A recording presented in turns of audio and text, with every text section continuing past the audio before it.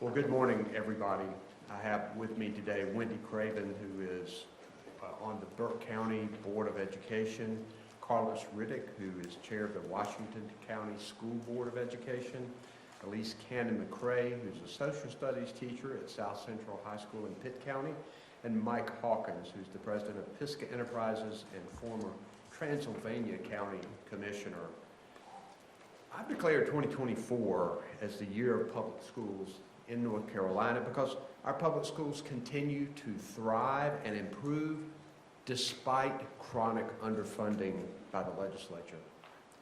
More than 84% of North Carolina's children still go to public schools, and that percentage is even higher in rural counties. North Carolina has more nationally board-certified teachers than any other state in the country. We have an 87% graduation rate, and our public schools issued 325 workforce credentials last year. Surveys show strong support and satisfaction from public school parents.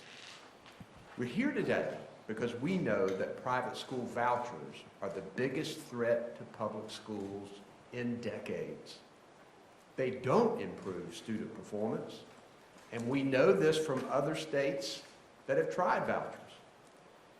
But in North Carolina, we won't know if our taxpayers' money for vouchers is working because the North Carolina private school voucher program is the least accountable in the country. We also know in other states that private school vouchers crater state budgets, with rural schools being hurt the worst. And in other states, we have seen rural Republican and Democratic legislators stand up against these voucher schemes. They know who gets hurt the worst. We need people to stand up now. Today, I have just vetoed House Bill 10. That veto can be upheld if enough legislators in both parties tell Republican leaders that they don't want to vote on a veto override this year. I invite everyone to go to governor.nc.gov and click on the red public school emergency banner at the top. That site tells you what the for-profit school lobbyists are not telling legislators. It tells you how much of your individual county public schools will lose in the first year. It tells you how many rural counties have no private schools that accept vouchers and how many more have only one or two. It tells you how public schools provide certified teachers, full accountability, food, transportation, the teaching of special needs students, while private schools don't have to provide any of that, while getting to choose which students they want to accept or reject. It tells you that applications for private school vouchers have increased because if House Bill 10 becomes law, even the wealthiest people in the state can go pick up a taxpayer-funded government check for kids they already have in private schools. And who can blame them? Let's be clear. I am not against private schools and parents choosing that option. It works for some children. But I am against taking taxpayer dollars out of the public schools and giving it to private school vouchers for the wealthiest North Carolinians, and that is exactly what House Bill 10 does. Instead, we could use this money that House Bill 10 appropriates, give public school teachers an 8.5% raise and a $1,500 retention bonus I proposed already, plus hire more teacher assistants and counselors and have significant money left over. There is still time to stop the expansion of private school vouchers.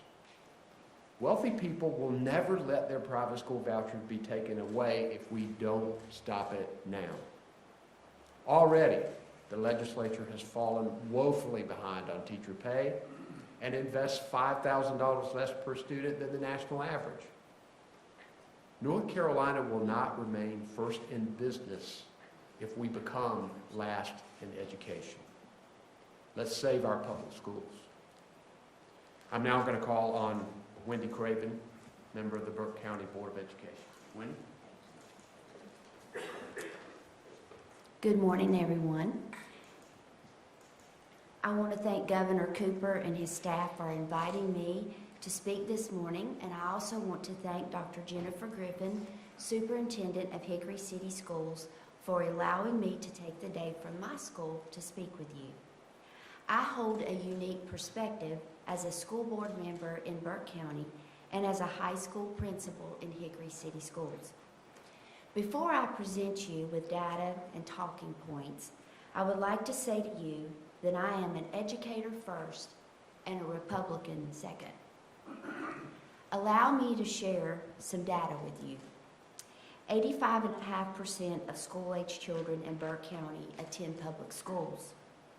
Based on an analysis of the voucher expansion and House Bill 10 by the Office of State Budget and Management, Burke County could lose $456,892 in the first year.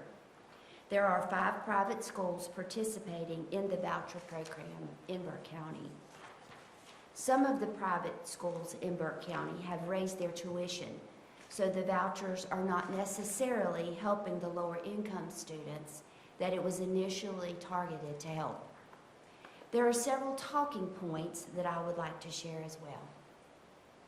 There will be a loss of money for Burke County schools, and other school systems will seriously damage opportunities for students. Loss of money in a critical time as we continue to address learning loss and a mental health crisis. COVID stunned many of our children. It was a trauma not only due to possible family loss, but also social losses in daily interactions with their peers and the isolation felt by many. Lack of funding for Leandro. Public schools need more money to support our children and youth. I don't understand how the Leandro case can be fought for years with no progress, and then miraculously millions of dollars are found to fund vouchers for private education. Once you open the doors to giving parochial schools state dollars, then you must open up these same dollars to all religions. For example, if a satanic church opens a school and asks to be a part of the voucher program, the school cannot be denied based upon religion. Private schools don't have to serve all students, just as Governor Cooper stated. They pick and choose who they want, excluding special needs children, children of different religions, if it doesn't align with what they believe, students with different lifestyle choices, and many more. Private schools recruit athletes and then want to participate in sports with public schools. Private schools don't have to follow the same accountability standards as public schools. Public educators have to continue to hold a license to teach by completing CEUs. The curriculum in private schools isn't standardized. This is not to say that there aren't some outstanding private schools in North Carolina, but most of these don't accept vouchers. Homeschools are generally online courses, which, as you should know by now, is not the best way for most students to learn. Analyzing public education data during the COVID years proves that. If these online programs aren't located in North Carolina, then there goes our tax dollars. As with most things, there are always extenuating circumstances. Life is not always dark and light. There are highly acclaimed private schools that are designed for students who have very specific needs, such as schools for students with dyslexia and autism. I fully support the General Assembly allocating additional funds to local school systems to support these students. This should be a joint decision between the parents and the experts in these fields. A process should be put in place to show justification for this need. I say all of these points so that the general public understands that a can of worms that an understaffed Department of Non-Public Education will have to monitor. There have been cases where schools were counting students that did not exist and getting voucher money. This is a major problem. Education is the cornerstone of our nation, and once it fails, this country fails. Instead of continuing to divide and conquer, which shows a complete lack of leadership, support public education, love all children and youth, and remember to separate church and state. Abraham Lincoln, a Republican, said, "Be sure to put your feet in the right place, then stand firm." Well, being right for me as a logical and less emotional leader is simply to do the right thing. Don't get caught up in the latest agenda and go along with your party just because that's what someone tells you to do. Be a leader and not a puppet. Remember where you came from. Most of the senators and representatives, I believe, came from public education. Do you care about your constituents that you took an oath to represent, or do you just care about yourself? Personally, I'm tired of the Puppet Act. I am Wendy Craven, a Republican board member, Burke County Board of Education, member of the North Carolina School Boards Association Board of Directors, and a proud public educator. Thank you, Wendy. We'll now have Carlos Riddick, the chair of the Washington County School Board of Education. I would first like to take this opportunity to thank our governor and his staff for this opportunity to come to be able to share today. I'm Carlos Riddick, chairman of the Washington County Board of Education, and also have the honor of serving on the board of directors for the North Carolina School Board Association. I want to thank Governor Cooper for his leadership for vetoing House Bill 10, which threatens the future of public education in our state. In Washington County, 89% of our school-aged children attend public schools. We don't have any private schools, so expanding taxpayer-funded private school vouchers will severely hurt our community. The Office of the State Budget and Management has analyzed this voucher bill, and Washington County could lose $39,000 in state public school funding just in the first year alone. That loss of funding would mean fewer resources for our students, teachers, classrooms, resources that are already stretched thin. This bill encourages families to send their children to private schools in other counties, draining our public schools and dividing our community. Our students deserve strong, well-funded schools right here at home, not a system that incentivizes things to leave. House Bill 10 doesn't just redirect taxpayer money, it weakens the backbone of our county by undermining public education. As chairman of the Washington County Board of Education, as a member of the North Carolina School Board Association Board of Directors, I can tell you that our public schools need more support, not less.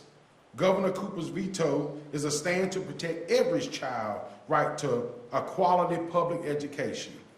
Our public schools are the cornerstone of the opportunity, and we must invest in them, not dismantle them. So today, I join Governor Cooper in urging the General Assembly to think carefully before they consider overriding this veto. We cannot afford to let this bill pass. It's time to stand up for our public schools, our communities, and most importantly, our children. Thank you. Thank you, Carlos. We now have Elise Cannon McRae, social studies teacher, South Central High School in Pitt County. Good morning. My name is Elise Cannon McRae, and I want to first of all thank Governor Cooper for having me today, and also I want to thank Pitt County Schools for growing me into the educator that I am. I am a product of public education, and I am also a public educator in Pitt County Schools. 85.5% of school-age children in Pitt County attend public school. Based off the analysis of the voucher bill by the Office of the State Budget and Management, Pitt County can lose $2.5, almost $2.6 million in state or public school funding in the first year alone with voucher expansion. Funds that are diverted from public schools to private school voucher programs could, and honestly should, be used for much-needed resources in public school. Instead, $625 million in new funding is going to private school vouchers that could have funded the following things: an 8.5% public school teacher raise, a $1,500 retention bonus for educators, which all of these were outlined in Governor Cooper, I have respect, I'm sorry. Anyway, sorry, yay, humor. Okay, so we're proposing the governor's budget, and the leftover funds would be used for critical needs. When I think about these funds, I realize that these funds could go to technology, new and updated facilities, textbooks, and support students with disabilities, students that have IEPs and 504s, which private schools do not have to tend to and cater to, because we support our students with disabilities. This prevents the expansion of pre-K, teacher pay raises, and the purchase of school supplies. And as an educator, and also I am a parent whose child is getting ready to head to kindergarten next year in public school, I want my child and every child in North Carolina to have the education they deserve, and that requires the funding. And the word I'm going to use is accountability. As a public school educator, I am accountable for teaching the standard course of study for North Carolina through NCDPI. I am accountable to maintain and teach and provide a protected classroom and facilitate diversity and culture. Those are part of the standards and the requirements of a public educator. And so legislators, I'm holding you accountable right now in this moment. You have to do right with this public funding. You have to support public education, the great equalizer in North Carolina. We're the great North State, well, we need to live that way.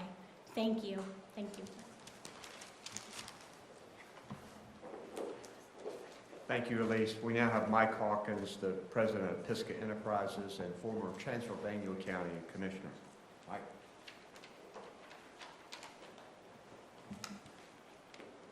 Thank you, Governor. You know, one of the advantages of going last is that the people who go before you say about 90% of what you were going to say. So I will be fairly brief, but there are a couple of things that I want to talk about. And one of the things, first of all, my name is Mike Hawkins. I am from Brevard. I wear two hats at this podium today. I'm speaking to you firstly as someone who spent 12 years as a Transylvania County Commissioner, 9 of those 12 years as chairman of the board. I was elected, as a Republican, I was elected, I was reelected, and reelected again.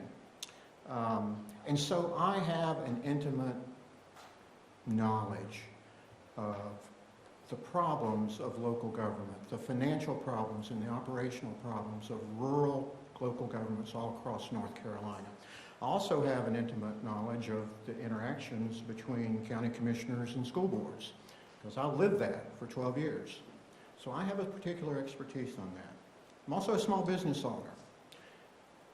I have served on a number of, and through my work as a commissioner and being a small business owner, I've served on a number of economic development boards, both locally and regionally and statewide, and so I have a certain expertise on North Carolina economic development, and particularly rural economic development in North Carolina. So I'm not going to repeat what things have already been said, but I do want to add 2 things to what's been said. The first thing, I don't think you can understand this issue at all if you don't understand the really symbiotic relationship that public schools have with the rural communities that host them. Public schools are one of the 2 cornerstones of rural life in North Carolina. The other being churches, being the faith community. If you go to rural communities around the state, there are 2 cornerstones that create the unique sense of place for all of these rural communities. One is the faith community, the other is the public schools. Now, why is that? What do public schools provide in that sense? It's far beyond test scores and graduation rates. What public schools provide is this commonality that we lack in our society today. We don't have a lot of things in our society that bring us together as people. But in rural North Carolina, the public schools provide a commonality. Everyone's gone to the public schools. Everyone has children who are going to the public schools. They all experience the same thing. They have common events that they're all at together all the time, and not just football games. It's pageants, it's blood drives, it's band concerts, it's all the things that make a community a community. And I'm telling you, in rural North Carolina, people are proud to say, I'm a tiger, or I'm a golden lion, or I'm a blue devil. It means something to them in a way that's really something that if you don't live there, sometimes it's hard to understand, but trust me, it's very real. And it's important. So you can't understand this issue without understanding that threats to public schools threaten not just the public schools, but they threaten the very fabric of rural life in North Carolina. So, with that context, let me say the second thing that I want to say today. And that is, as a former elected official who understands the financial challenges of rural governments in North Carolina, I am extremely concerned about the income or the revenue displacement that will take place under this bill. Now, a fair question would be say, well, yeah, you're going to lose this money, but you're also not having the students, so your expenses are going to go down, right? I don't get it. I don't understand what the big deal is. Well, if you ask that question, you're displaying a fundamental lack of knowledge about how rural school systems, economics work. The efficiencies of scale, the economies of scale are different in rural areas. In my county, I'll use my county as an example. We're projected, I saw figures that said we might lose over the next 5 years, we might lose 120, 150 kids to this. There would be a leakage of 120, 150 kids. Now, our school system is a small system. It's 3,500 kids total. So 120 to 150 kids is not that many kids. It is a lot of money. It's $1 million a year in revenue. But it's not that many kids, and they're going to be spread out across the system. It's not like we're going to lose 120 kids all in the second grade or all at one school.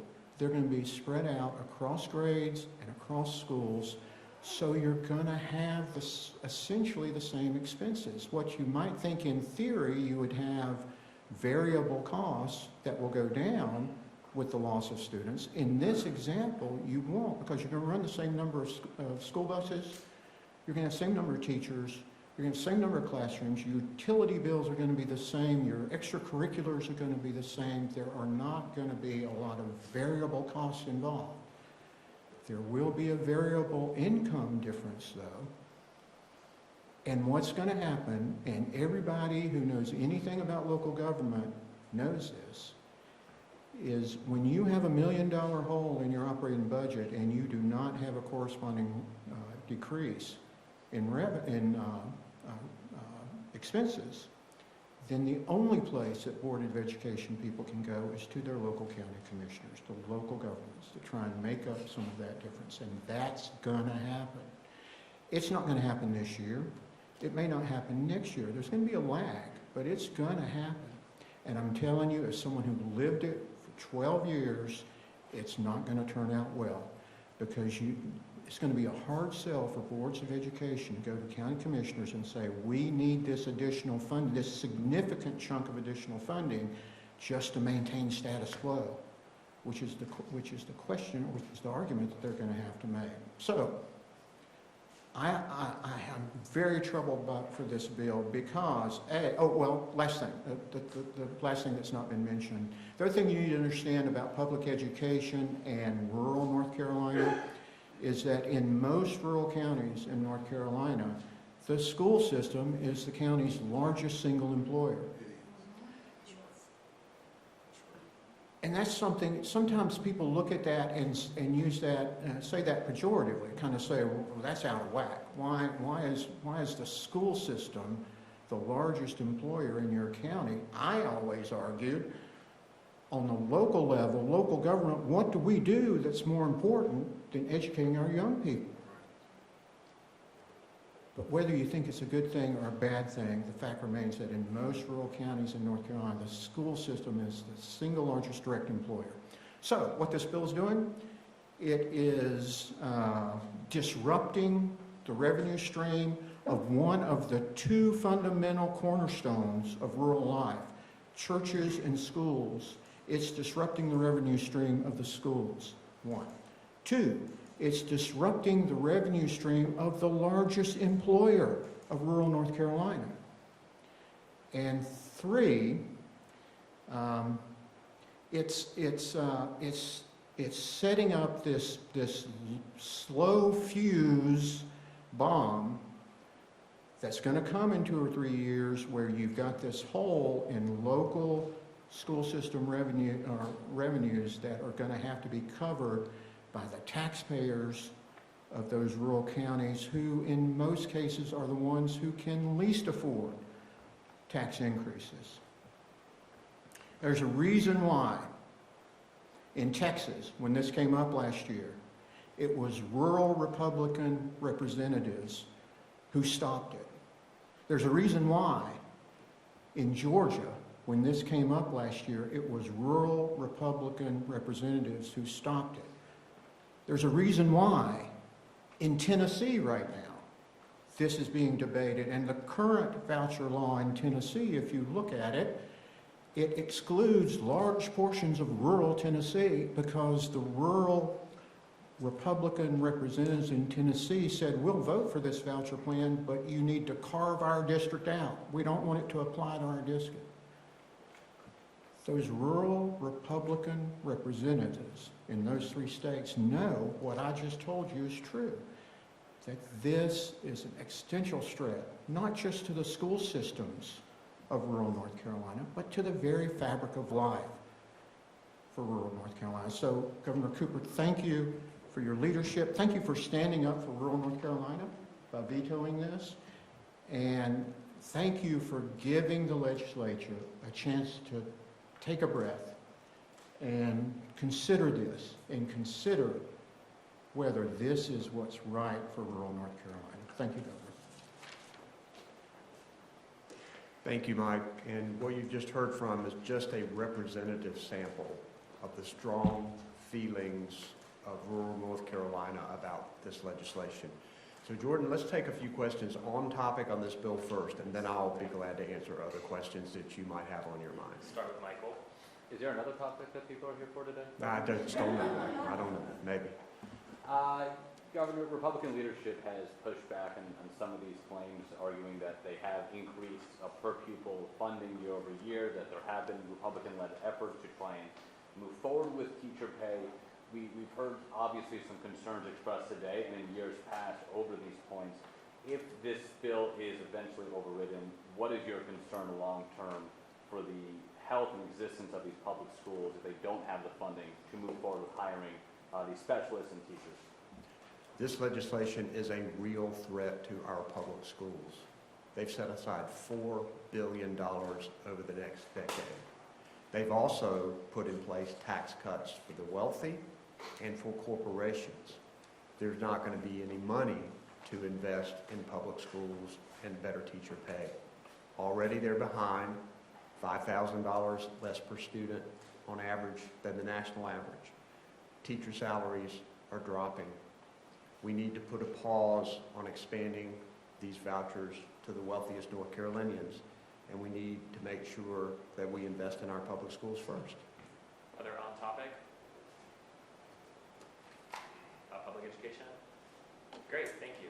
What kinds of conversations, if any, have you had with Republican members of the legislature who are from some of these rural districts? A number of them have I've visited a lot of schools over the last few months, and a number of them have come and listened to my presentation, have gone around in classrooms with me, and a number of them have expressed concerns about this.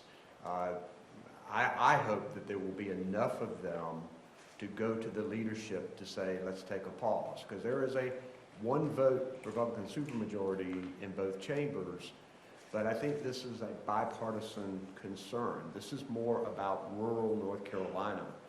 Most of these private schools that get this voucher money are in our urban areas, and that's where the money will go, taking tax money out of the rural counties and into the urban counties. If they're representing their people, they will have concerns about this. And I talked to probably 10 local newspapers in the past week. They've asked me questions about it. I hope people will talk with their legislators in rural counties and let them know how important this issue is to their communities. Other on topic, Gary? Yeah, why is this any different from, let's say, the private school grants that the General Assembly has been giving out for decades to private colleges and universities to educate the state's children? Well, first, we have a constitutional requirement to make sure that our public schools are strong to provide a sound basic education to every child. Secondly, this reduces money from the public schools directly, but it also decreases the pie. And the magnitude of the amount of money we're talking about doesn't approach those other areas. Other on topic, Michael? We've heard at a lot of these ribbon cuttings and economic announcements the impact of strong education from community colleges and state universities. We heard a couple speakers mention concerns that this could trickle down impact lower education. When you're trying to attract companies to relocate or expand operations in North Carolina, what's the potential downside if this does move forward? They know we have the best community college system in the country. They know about our array of public and private universities, one of the best in the country. So we're strong in that arena. But there are beginning to be questions about our public schools and whether we have the commitment to invest in them. There's a lot of good happening in our public schools, and I think that businesses like the fact that we've been flexible enough to provide 325,000 workforce credentials just the past year for people who are not going to go to college for 4 years. That cannot continue if we don't significantly improve investment in our public schools. I've said before that we're not going to continue to be first in business if we become last in education. And we are moving in that direction if we go and expand private school vouchers because the money won't be there. On topic? Great. HB 10, obviously it includes more than just vouchers in there. Can you speak to your support or opposition for anything else in the bill? Well, there are other provisions in the bill that are there. I've vetoed the sheriff's bill a number of times, and obviously I'm still opposed to that. There's some positive things in this legislation, but it is greatly outweighed by the damage that it's going to do to our public schools. Any other on topic questions?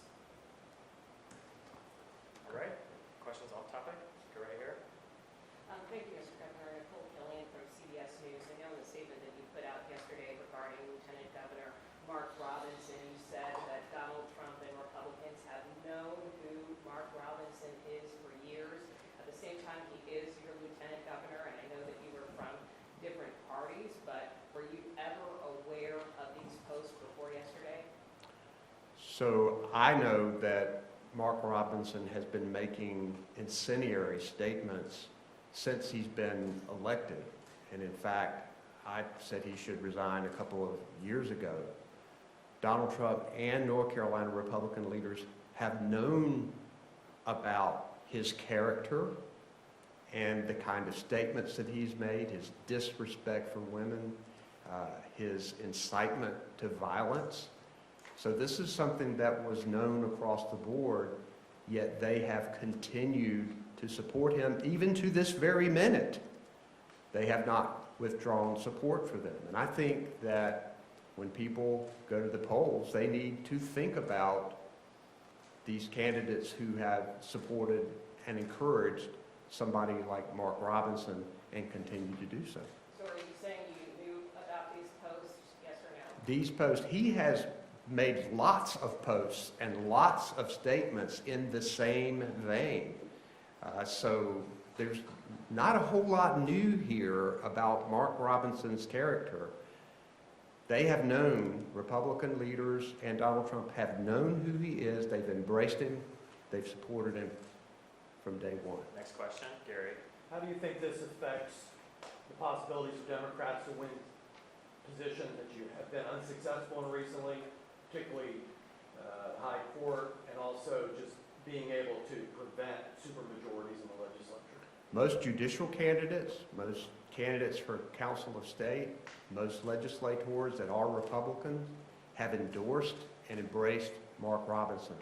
I think every North Carolinian, when they go to vote, ought to look at whether a candidate has done that, because that sends a strong message about who you are as a candidate. Next question. Last one, right here. What is your reaction to the news about Mark Robinson yesterday, and how do Democrats intend to maybe tie Robinson's other Republican candidates?